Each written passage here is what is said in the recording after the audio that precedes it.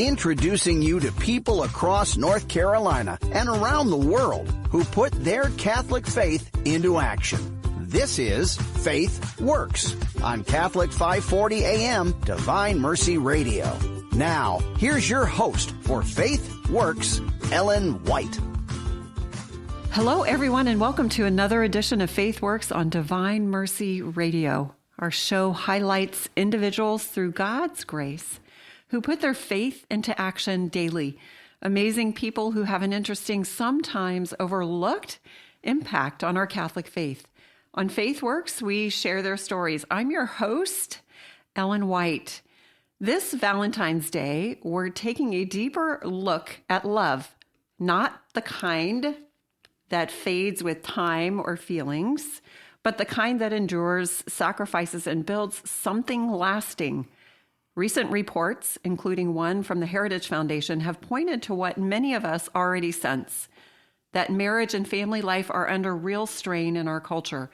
Fewer people are marrying, fewer children are growing up in stable homes, and many are unsure whether lifelong commitment is even possible anymore. From a Catholic perspective, when we talk about the traditional family, we're talking about something very specific and very, very beautiful.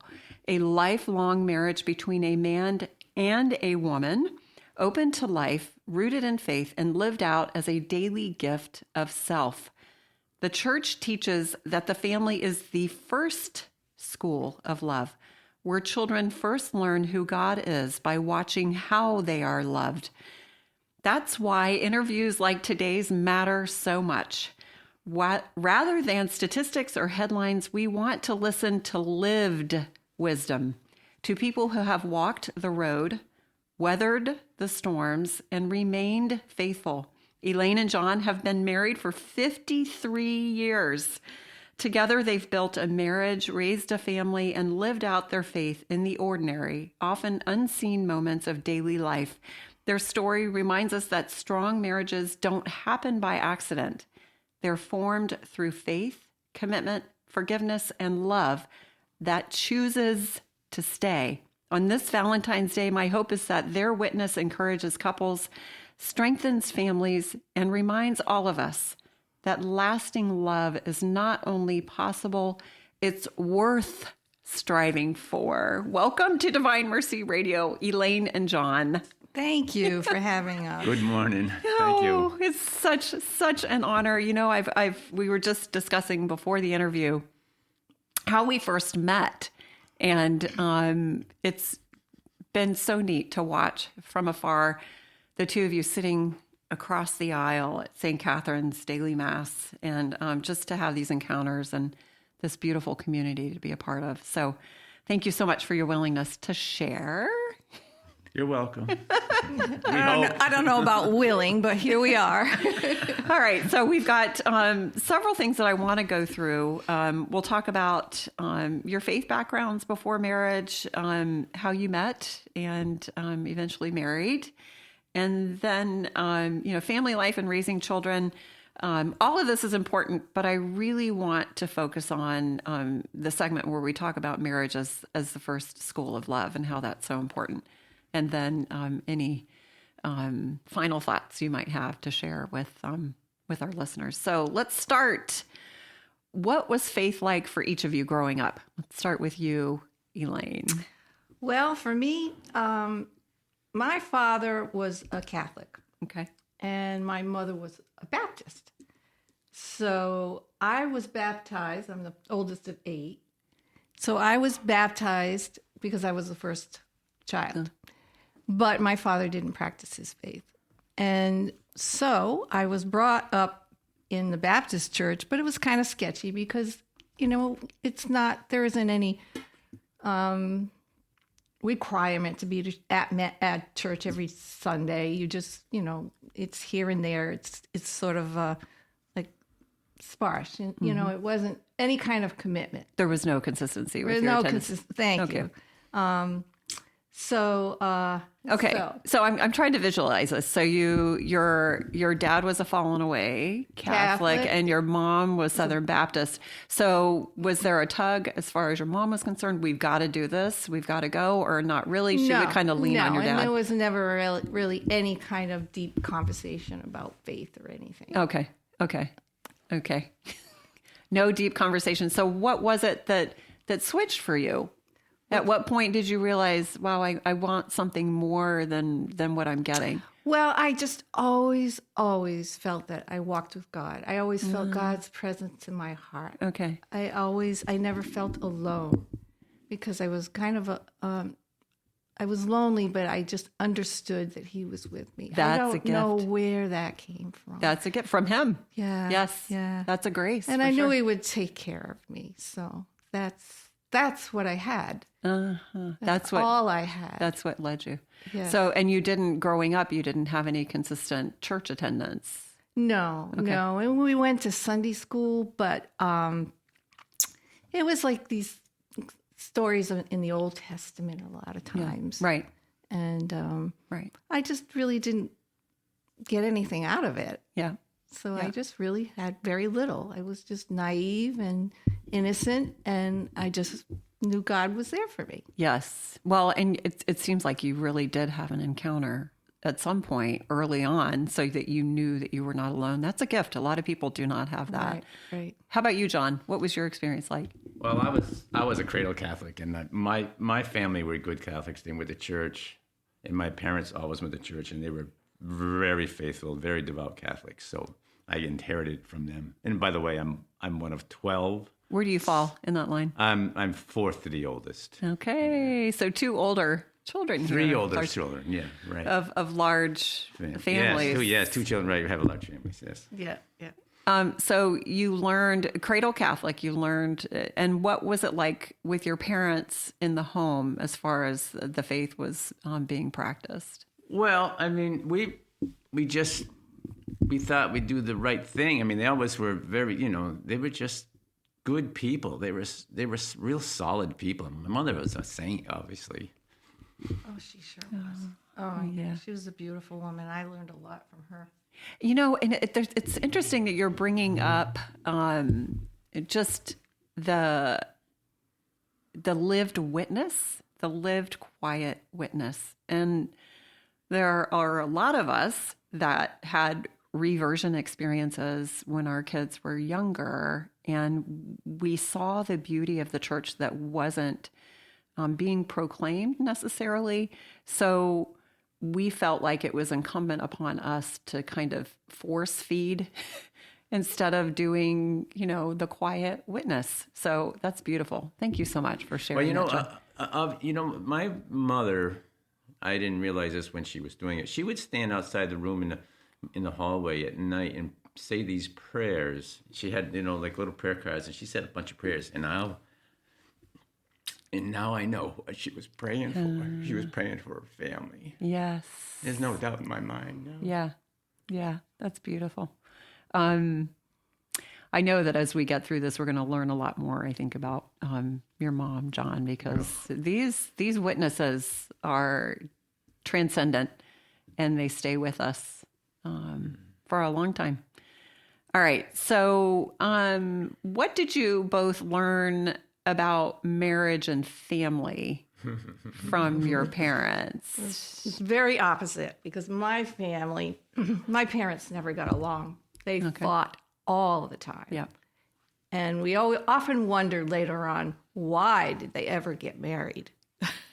But my mother said to my sister when she was ill and just before she passed, my sister said that to her, why did you two ever get married? You never got along. Mm-hmm. And she said, and why didn't you just leave him? And she said, I made a vow a long time ago. And she wasn't Catholic. And she said, and I just honored that. So I thought that was amazing that she would say that. Yes. Yeah. Believe me, they live separate lives a lot of times. Mm-hmm. She'd go off and do things, and he'd be home. So there's an expression, married singles. Yeah. So yeah, I understand that.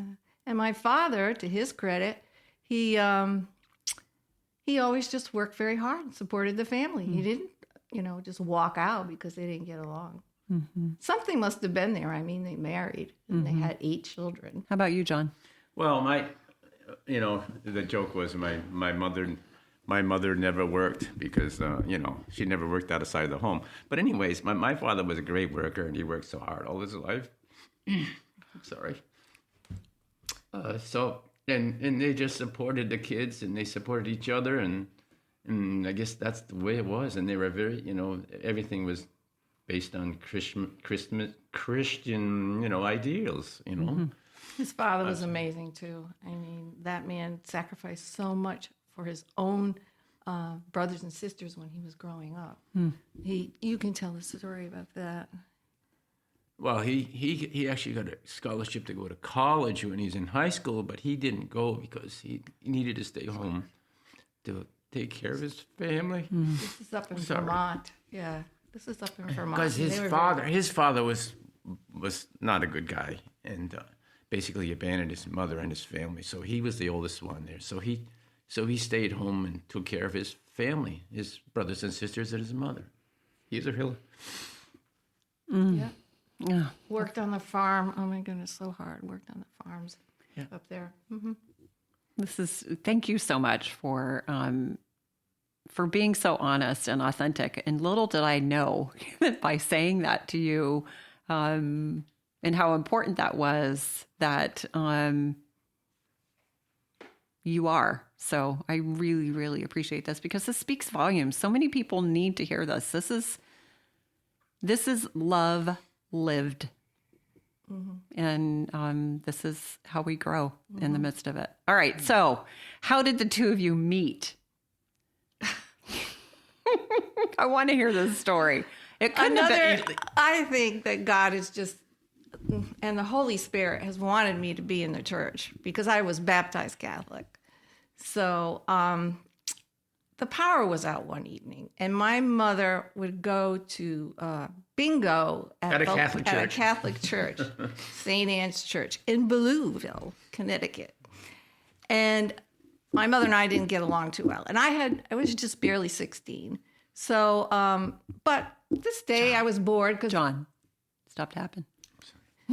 This evening, I was bored because there was no power. So I said, well, I'll walk you. So I took her I walked her to bingo. How old were you at this time? I had 16. just turned 16. Okay. It was in May. Okay. And so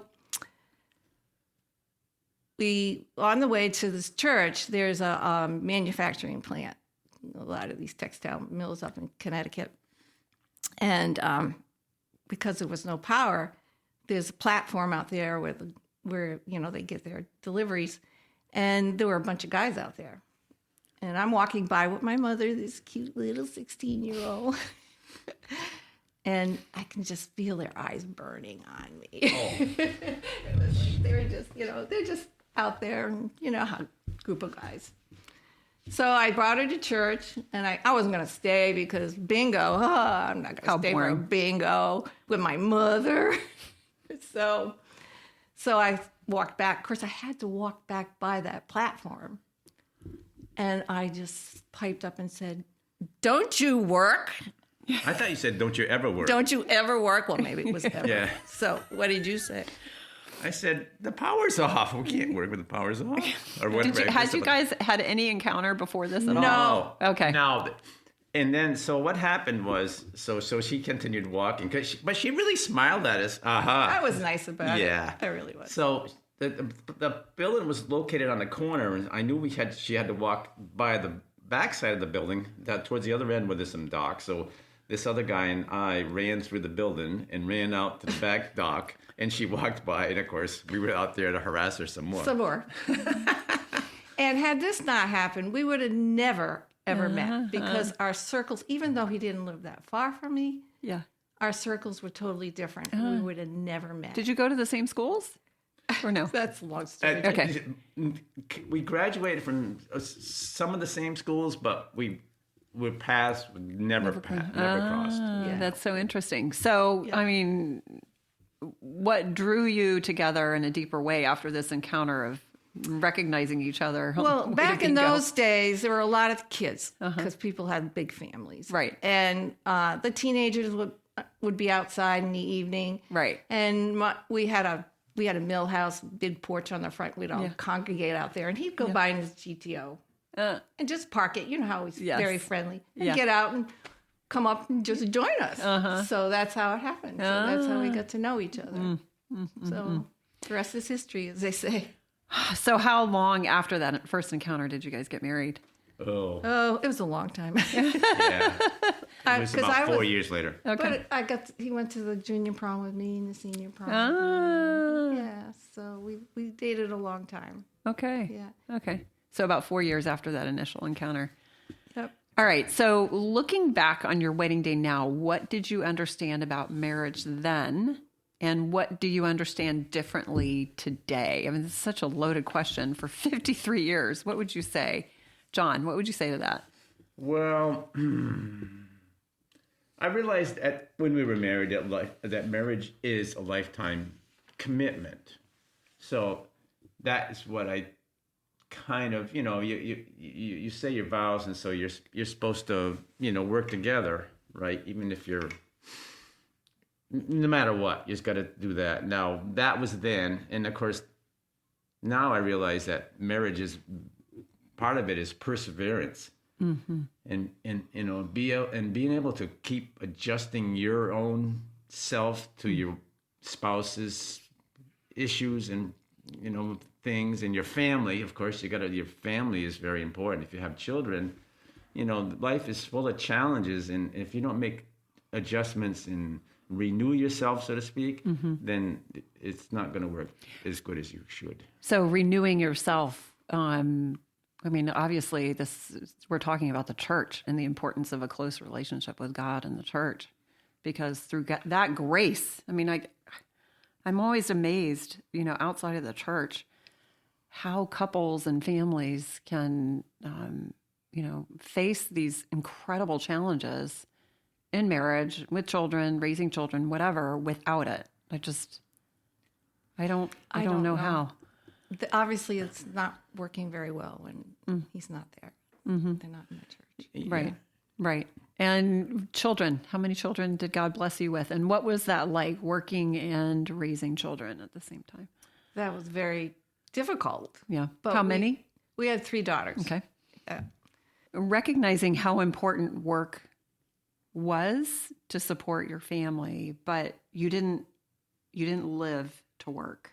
Yeah. How intentional were you about living out your faith at home? Ooh, quite. Well, yeah, the fact that we sent all the kids to Catholic school is one thing that we obviously intentionally, and we were always attended Mass and everything, and all the different things having to do with the church, a lot of different stuff. So we intentionally,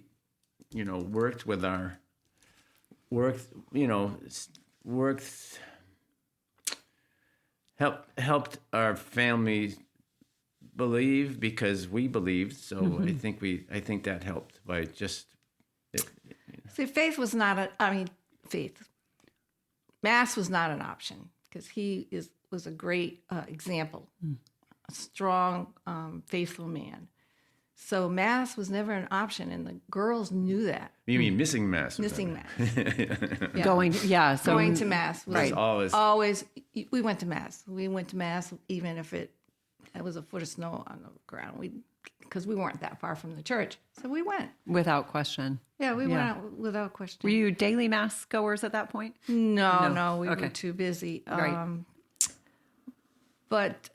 And we sent the girls to Catholic schools because I felt like I couldn't help them understand the faith well because I wasn't brought up in it. And I was continually learning. But at that point, there are a lot of things I now know that I would have liked to have done with them, pray the rosary or, speak more about our faith to them.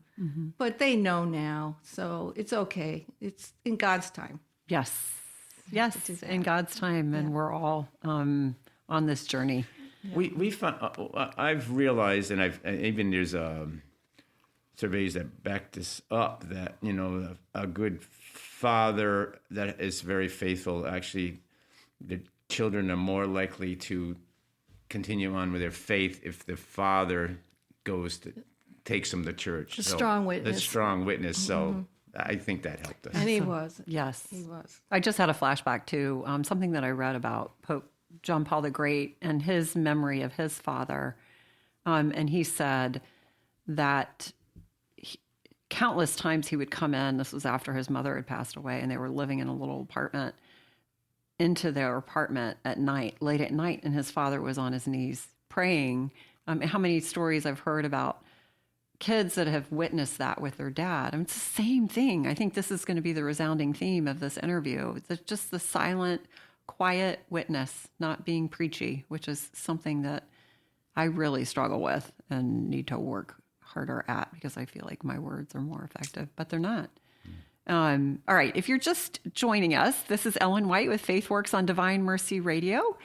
Today, in this Valentine's Day episode, I'm joined by John and Elaine Trudeau, a beautiful couple who has been married for 53 years and are generously sharing their story of faith, marriage, and family life with us. We are grateful for our show's sponsor, Thales College.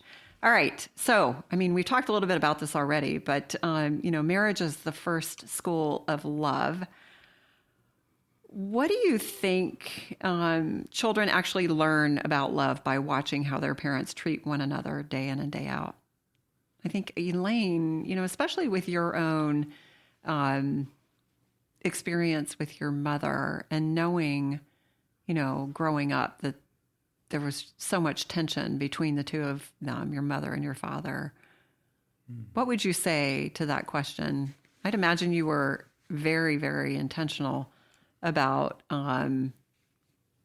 how you were raising your own girls in the home because of your own experience as a child. Well, I would hope that they saw that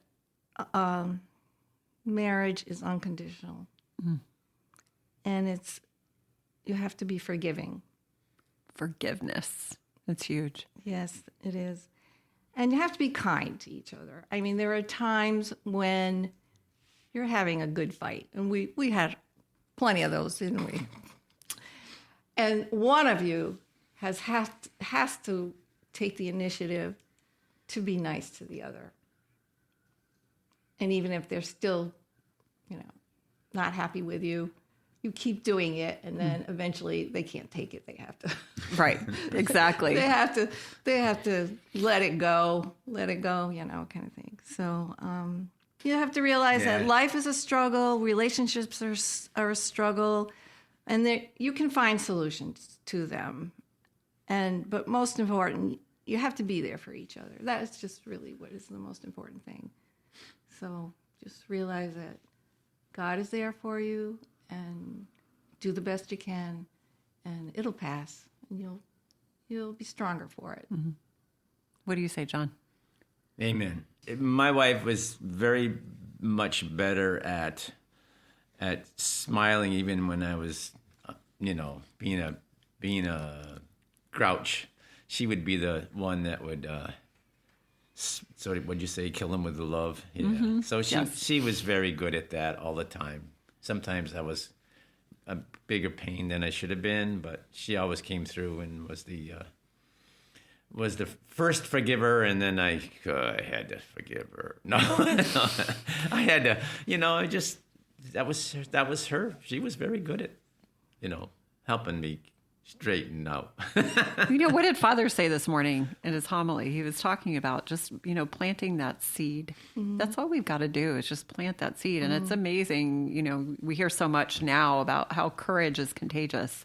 When you are that witness and people see that, you're more inclined to follow it, because who wants to be a sourpuss all the time, especially if you're surrounded by joyful people or people that are being kind, Yeah. It's so much easier said than done, especially in today's culture. But and all it takes is a smile. And I made a conscious effort that, I can smile. I can't always find the words, but I can smile. And I'll tell you, it gets in trouble because people will come up to you and start talking to you, or they try to sell you something. That's so true. Yes. But I do it anyways because I never know when I could maybe just one little thing could change someone's heart, So that's what we do. It's just simple. Yeah, now these days, yes, we very much try to live joyful lives. You do. Yes. You do. And we always have time to say do that. hi to people, walking out from the grocery store, kind of say hi, on the way out, the way in or something. Smiling. Mother Teresa was really famous for that, for saying that all the time. You can leave somebody with a smile. And she wrote something that was on top of her door posts in the orphanage, and I think in the convent there in India. And it was all about being kind anyway. If people think that you have ulterior motives, so what? Be kind anyway. Right. It doesn't matter because you're not serving them. You're serving God. Right. That's right. So That's right. I'm like that too. I love to meet people. And I really, with this show, it is such an incredible blessing to have the opportunity to meet people like you and have you share your personal stories and your journeys, because it strengthens me and strengthens, everybody that hears these stories. So I'm really grateful for the two of you for being so intentional about going out and being joyful with each other and having that carry over to people that encounter you too. So thank you for that. All right. So how does a strong marriage become a gift, not just to the couple, but to the whole family? What would you say, John? Well, I think having a strong marriage helps to keep the children involved in your life and you involved in their life. And being able to do things together, I think, is a great learning experience for the kids as to how to live their lives. And, like, unfortunately, today, I think everybody spends a little too much time with their devices, and I think they should spend more time with each other and try to spend more time with each other, because if you work together and you play together, the children learn from you how to act, how to behave, and praising God is one of those things too. It's got to be in there, because you just got to realize that God brought all this here. Everything here is a gift from God, so you got to understand that. So practically speaking, what does that look like? Spending time with your children now, say with your daughters that are older. What is it that you do, and how do you spend time together? What would you recommend? Well, they're close by. Okay, all three of them. Yes, Okay. Because we all moved down here together. We made that decision. The same time you came down from Connecticut. No, it was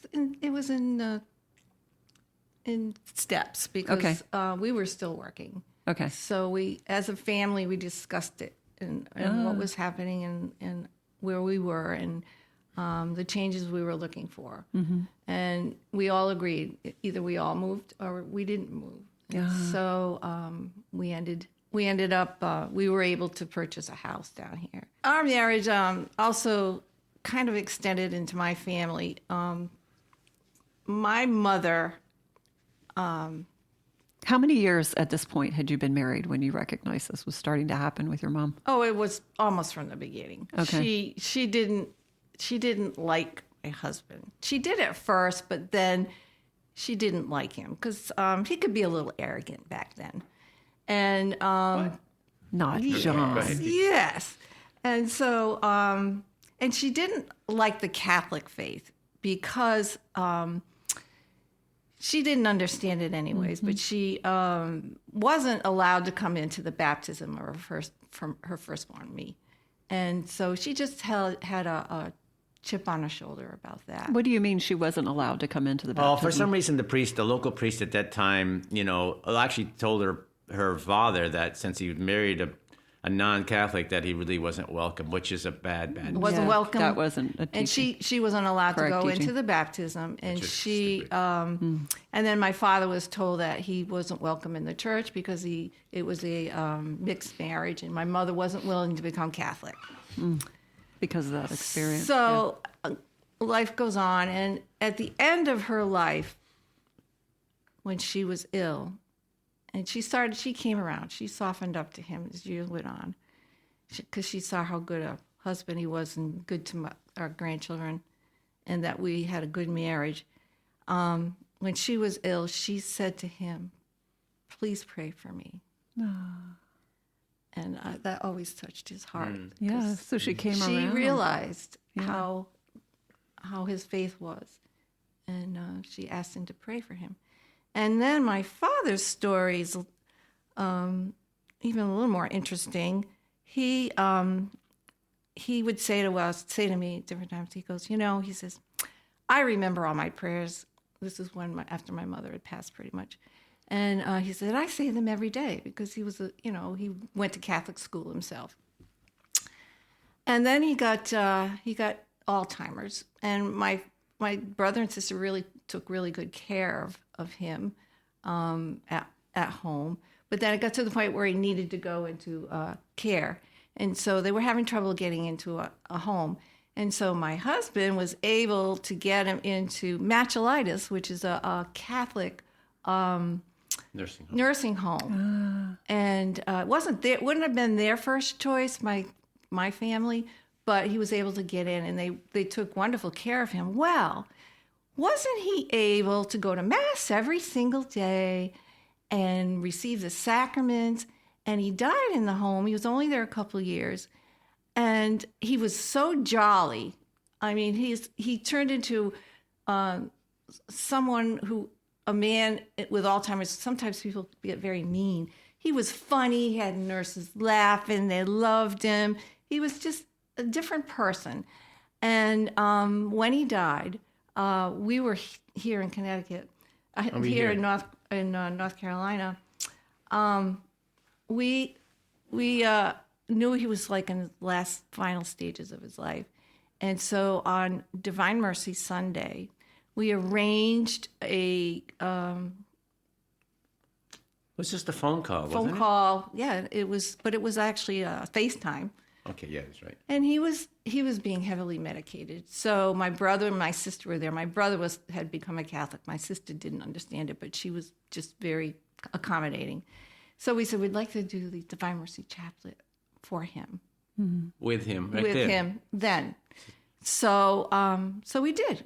My brother didn't really understand the Divine Mercy Chaplet, but we knew the power of it to say it for a dying person. Mm-hmm. So we said the chaplet, and we finished that. And when we finished the chaplet, he perked up and he woke up. So my brother put the phone in front of my father, and he said, "Here, this is your oldest daughter, Elaine." And so, I talked to him, told him I loved him and everything, and he was kind of just looking around, and I think he might have been aware. And then, we were ready to just, end the conversation and hang up. In comes Father Tim to give him the last rites. Anointing the sick. And the anointing of the sick. So we stayed and we did the prayers with him, and that's how my father's life ended. Wow. Beautiful. God's timing. Crazy. It's just crazy. Isn't that amazing? We have dinners together. We do all our birthdays and celebrate that. And we've gone places together somewhat, but now we have to understand as a couple in this journey, it's always about change, and it's always hard. And you're making adjustments to the different phases of a married life. So your children go to college and they leave, and then they start their own young marriages or whatever it is. And so you have to let go. Detachment. Yeah. And then there comes a period when the grandchildren are young, and they realize how much we did for them, because now they have little children. And so they're back. They're close to you. You're babysitting again. Mm-hmm. you're getting involved in that way. And then they start getting busy in that busy time of their lives. And then they don't have time to really come and see mom and dad all the time. Well, I want to ask in the midst of this, Elaine, Yeah. I'm sorry. I'm really curious because this is not the place where we are, but you are giving and taking. But as far as from your vantage point as grandparents or parents of older children, are you just flexible? Do you live your life and then say, oh yeah, they need us? How do you Good question. encounter that? We just stop everything and just do whatever they need us to do. Okay. Pretty much. But there are times when they say, no, we can work it out, mom and dad. You go. Okay.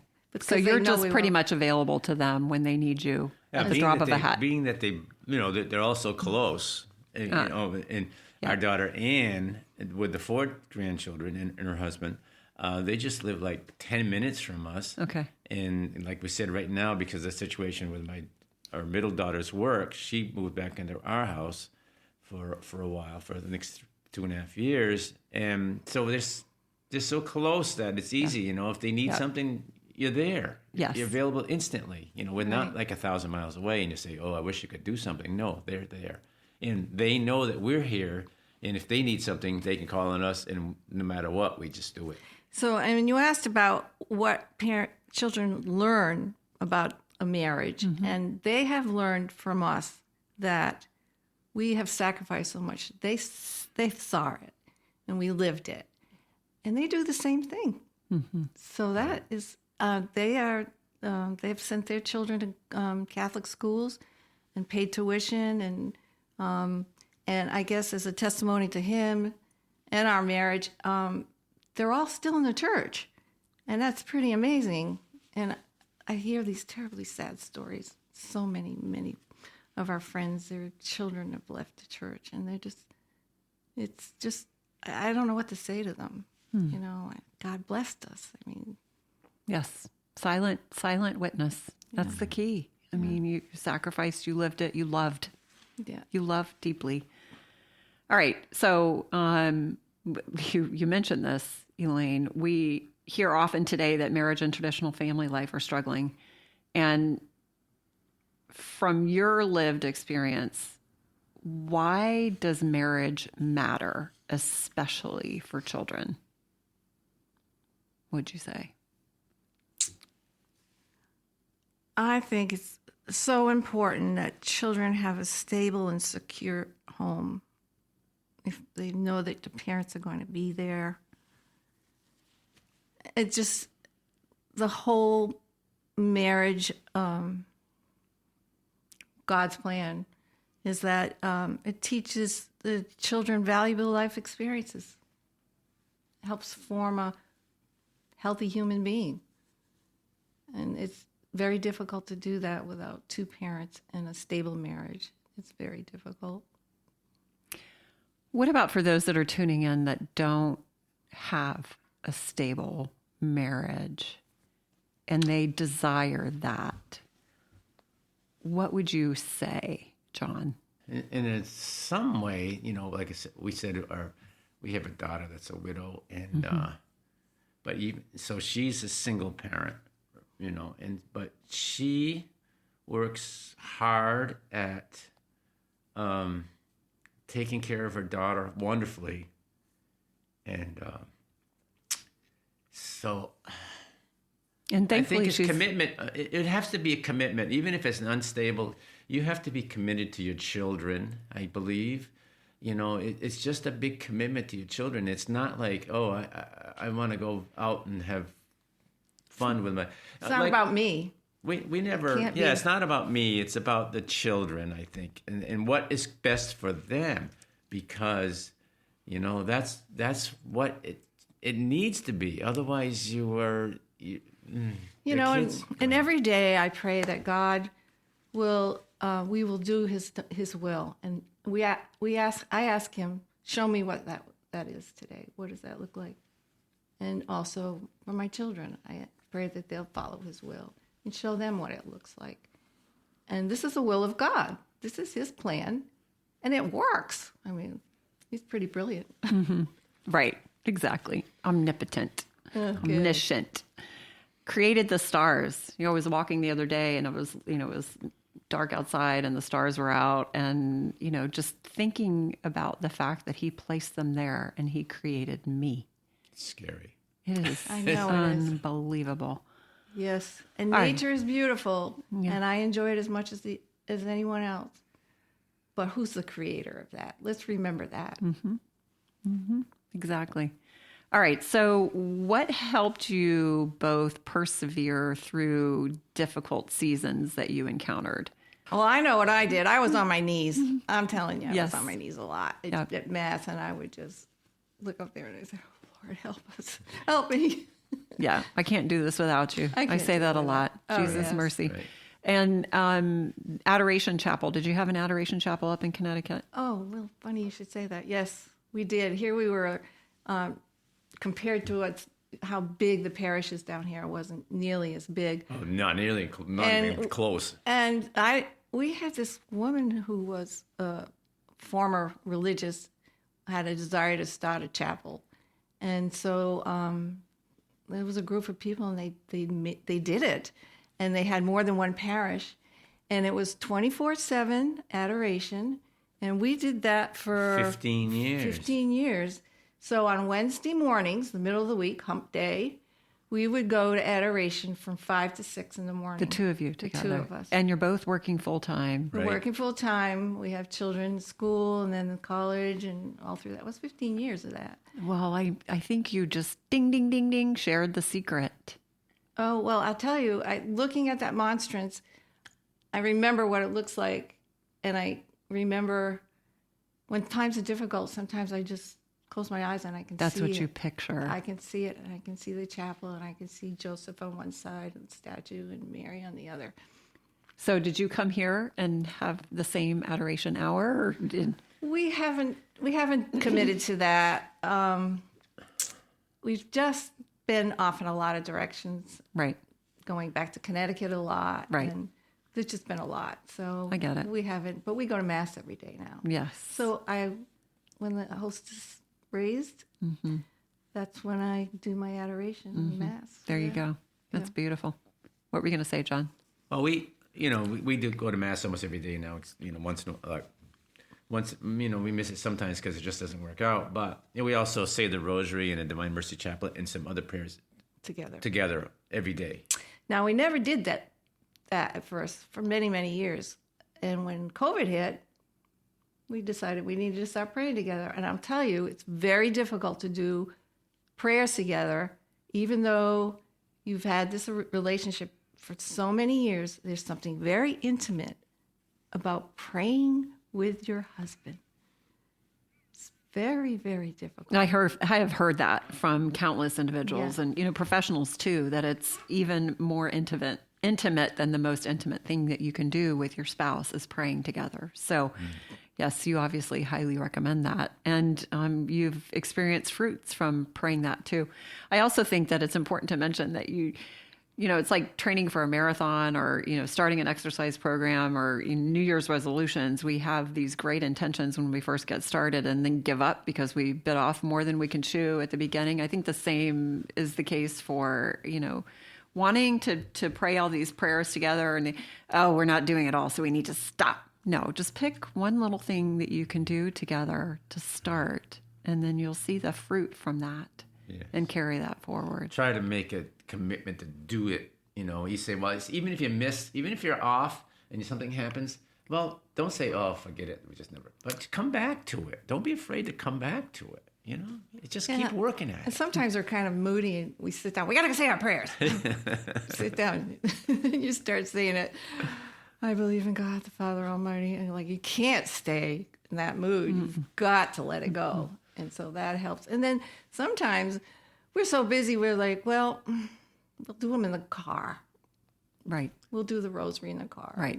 Or we'll do the Divine Mercy Chaplet in the car. And then we'll do the other prayers that we read when we get home later. And it's Right. So it's just, we kind of slip it in there as best we can. But we always get it in. Very, very seldom do we miss either one or the other. Right now, this is our vocation. to pray when you get to this point in your life. And the world needs it. Family needs it. The country needs it. Yes. Yes. And there's an awful lot of evil out there. Yeah. So let's get praying together and praying for each other. Amen. All right, let's do some takeaways here. For couples today who are trying to build a strong marriage and, you know, in the midst of this cultural confusion, what practical advice would you offer, Elaine? I would say, from my point of view, I think it's best thing to do is to learn about your faith, you know, if you have faith, but also, and if you don't, well, maybe you should get out the Bible and start reading the Bible and find the truth of what the Bible has, and find the truth of what Jesus said about so many things. And I think that is a good place to start. And then, you know, let's go to church together, you know, and pray together and keep praying together and praying by yourself too, you know. Sometimes I wake up in the middle of the night and I happen to wake up and I say this group of prayers I say, and usually it allows me to go back to sleep because that's just the way to do it. Yeah, I do the same. So I'll start with Right. Hail Mary, or start praying the Rosary, and then but usually by the first or second decade, I'm asleep again. So for sure. What do you think? Thank you, John. I think couples need to talk about your feelings. What are you thinking and what are you feeling? And you need to spend time together. You need to turn off the TV and the phone. You have to get off that darn phone and go for a walk. You know, do something together, even if it's simple. And Get outside. yeah. Dr. Arthur Brooks is a social scientist from Harvard University and faithful Catholic man, and I've gotten familiar with him over the last couple of years. Definitely worthy of a follow, but his whole thing is all about happiness. And he talks a lot about, as soon as you get up in the morning, throw on some clothes and get outside. Don't check your phone. That should not be the first thing that you do, because it's a hit that you're going to want to get back to every minute of the day if you start that way. Get outside and just walk for 60 minutes. Just be outside in the fresh air. So it's interesting that you say that. So what would the two of you say to couples who may be discouraged or struggling right now? Kind of touched on that a little bit. What would you say? Well, I had to write this down because it's so important. But I said, don't give up. Mm-hmm. And it'll pass. And if you're both committed, you need to be committed. And never, never, never say the word divorce. Yeah. So, John, if you could sum up 53 years of marriage in one essential lesson, what would it be? Learn to listen to your spouse and understand that, you know, they really might have some good ideas, and you're not the only one that has ideas about how to live and how to do things and how to communicate. So actually, the spouse is very important to be there to. They have great things to. Why, thank you. How long did it take? 53 years, I finally said And a radio show. You're welcome. Oh, my goodness, I can't believe it. All right. So on this Valentine's Day, what would you most want families listening to remember about love and commitment? In a couple of words. Elaine, we'll start with you. This is what God has given you, and it's up to you to live it. Mm-hmm. Just do it, and there'll be great rewards for you in the next life. There you go. How about you, John? Well, I think that, you know, Valentine's Day, like gifts and stuff. I think the passing on your faith is probably the best gift that you can possibly give somebody else, whether it's Valentine's Day. It's eternal. Or any, yeah, it's like, you know, where would you want to be in your last breath? You know, do you want to be passing into the eternity as into heaven, or, you know, the alternatives? So that's where I think it is. And actually, you bring up a good point. Eternal gifts on Valentine's Day. How about a gift of having a mass offered for your spouse as a gift on Valentine's Day? That's actually a good idea. People don't think outside of that, the mass, offering a mass, other than, you know, when you pass. But when we left Connecticut, we had a mass said of Thanksgiving. Thank you so much for sharing, Elaine and John. This is beautiful. I appreciate it very much. As we close today, I want to leave you with a few simple challenges, not just to hear this conversation, but to live it. First, if you're married, take some time this week to reflect together. Ask one another, what does love look like in our home right now? Not perfect love, faithful love. The kind that shows up, forgives, and chooses the other again. Second, if you have children, remember that they are always watching. Long before they understand theology, they learn about God by watching how you love. How do you speak to one another? How you handle conflict? And how you remain committed when it's hard.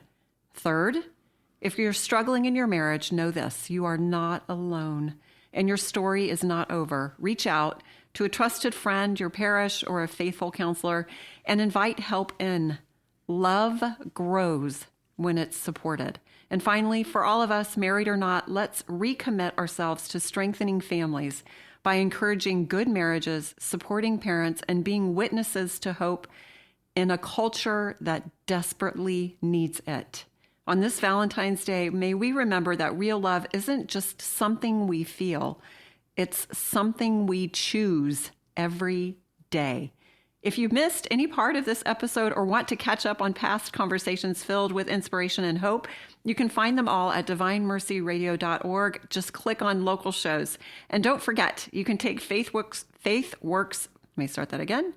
And don't forget, you can take FaithWorks with you wherever you go. Just download the free Divine Mercy Radio app from your app store. Simply search Divine Mercy Radio NC, and you're all set to listen anytime, anywhere.